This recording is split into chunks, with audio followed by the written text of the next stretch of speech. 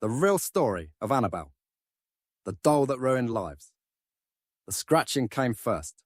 Lou, a close friend of Donna and Angie, woke in the middle of the night with a heavy weight pressing on his chest. He tried to move but couldn't. Something cold traced across his skin. When he finally sat up, his shirt was torn, and red marks cut across his body. Deep scratches that hadn't been there minutes before.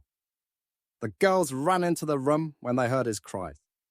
And there, sitting quietly on a chair in the corner, was Annabelle, the doll with the stitched smile and wide black eyes.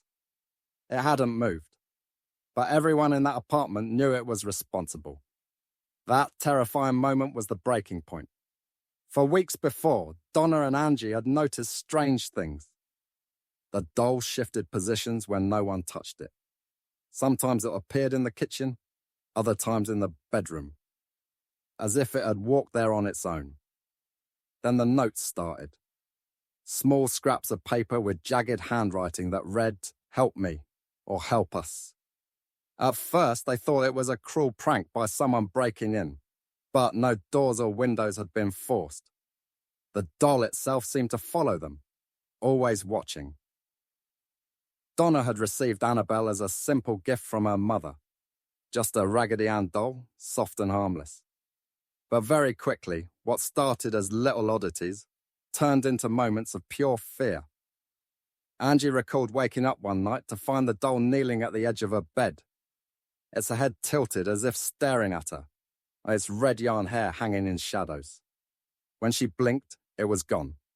The next morning, the doll was back in the living room chair. The two nursing students tried to rationalize it. Maybe stress was getting to them. Maybe their imaginations were running wild. But Lou's scratches were too real to ignore. They decided to seek help. They invited a medium into the apartment. She told them the doll was inhabited by the spirit of a young girl named Annabelle Higgins, who had died on the property years earlier. The spirit, she explained, wanted to stay with Donna and Angie. It wanted love, comfort, and a home. At first, that explanation gave the girls some peace. They even tried to treat the doll kindly as though it were alive. But the peace didn't last. Lou, who had never trusted the doll, insisted something darker was at work. He said he often felt watched when the doll was in the room. Once he claimed he saw it standing, shifting slightly, before falling back limp like fabric. The more attention the girls gave Annabelle, the more violent the activity became. Doors slammed without reason. Footsteps echoed across the apartment floor. Objects fell from shelves. And the doll, always the doll, sat where no one had left it. Then came Lou's second encounter. He said he woke from a dream to find Annabelle climbing up his legs. He swore he could feel its fabric hands tighten around his throat. He fought to breathe, and just as suddenly, the doll was gone. But the next morning, he found scratches again, this time deeper. By now, Donna and Angie were terrified. They contacted local priests, begging for help. The case was eventually referred to Ed and Lorraine Warren, well-known paranormal investigators. When they entered the apartment, they didn't see a harmless spirit of a little girl. They saw something else. Lorraine would later say she felt an inhuman presence immediately, one that was manipulating the girls by pretending to be innocent. The Warrens explained that spirits do not possess objects like dolls. Instead, something darker was using Annabelle as a vessel, a mask, to draw sympathy, to trick the girls, and eventually to take control. The scratches on Lou, the notes, the movements, all signs of an entity that was growing stronger. Ed and Lorraine Carr knew it couldn't stay in that apartment. The girls handed Annabelle over, relieved to finally be rid of it. The Warrens promised to keep it safe, locked away where it couldn't harm anyone else.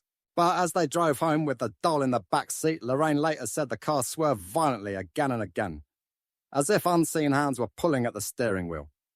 Only after Ed sprinkled holy water on the doll did the ride calm down. The Warrens made it home that night. Annabelle was locked away. But the scratching incident, the notes, the moves, they were only the beginning. Because even behind glass, the doll was not finished. Annabelle did not rest quietly in the Warrens' home. From the very first night she arrived, strange things began to happen. Ed set the doll in a chair in his office, but by morning it had moved.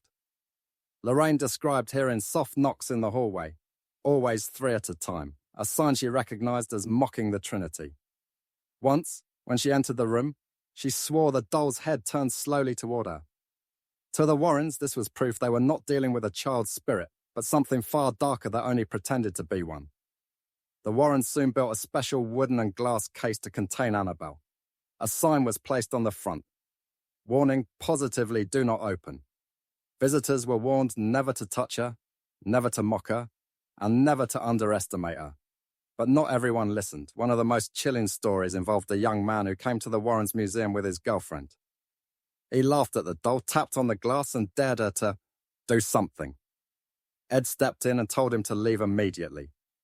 The couple rode away on a motorcycle, still joking about the doll. But just minutes later, they lost control of the bike.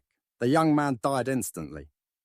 His girlfriend survived, but told reporters she felt a strange force pull at the handlebars. To the Warrens, this was Annabelle's warning. She should never be provoked. Even priests were not immune. One priest visited the museum and dismissed the doll as superstition. He touched the glass and said, "You can't hurt anyone. You're just a doll." Ed asked him to take the case seriously, but the priest only smiled. On his way home, his car went out of control and crashed.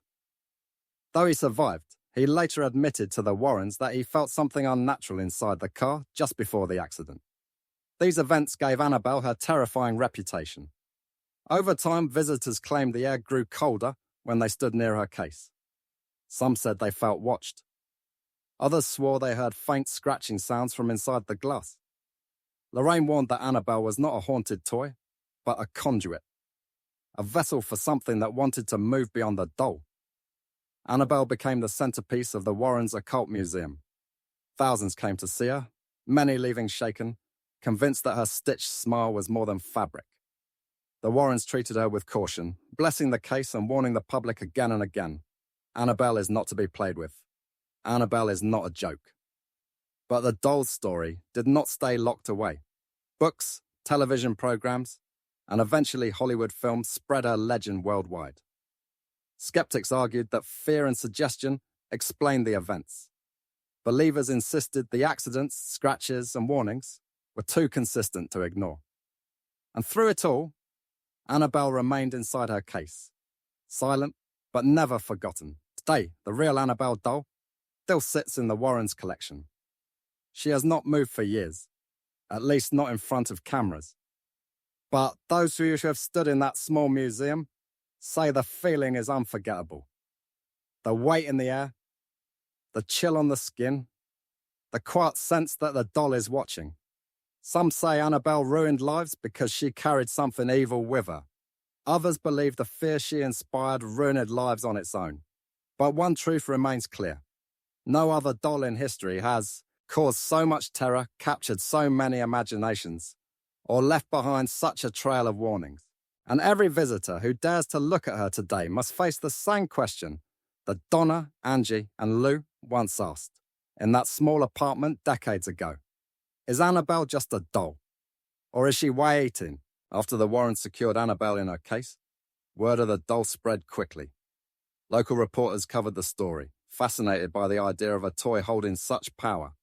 Soon, television crews wanted interviews. Each time, Ed and Lorraine repeated their warning. Annabelle is not to be taken lightly. But not everyone listened. One cameraman reportedly mocked the doll while filming. He zoomed in close on her stitched face and whispered, "Let's see you move." Days later, he was in a serious car accident. He survived.